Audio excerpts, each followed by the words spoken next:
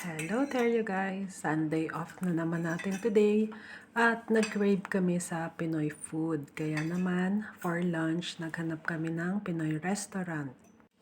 At ito nga ang nakita namin, itong resto na ito. Sa harap pa lang makikita mo na yung malaking menu nila. At nagtingin-tingin kami hanggang sa meron kami nagustuhan. Kaya naman, pumasok na kami dito.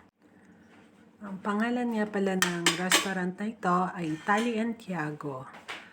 Halika, pumasok tayo.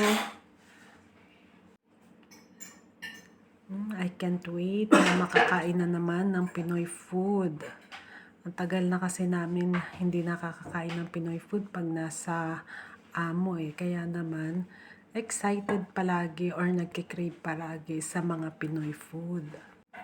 Pagpasok namin, puno pa nga itong resto pero mabuti na lang at meron na umalis na client sila kaya naman nakaupo agad kami dito sa harap nitong bar nila. Yan ang in-order namin, dinuguan, daing na bangus, and then meron din kaming lumpiang gulay na masarap at insaw-saw sa suka, and then yung siomai.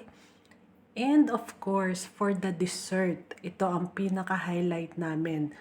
Ang masarap na halo-halo with leche plant and ube ice cream. Thank you guys. Hope you like this video.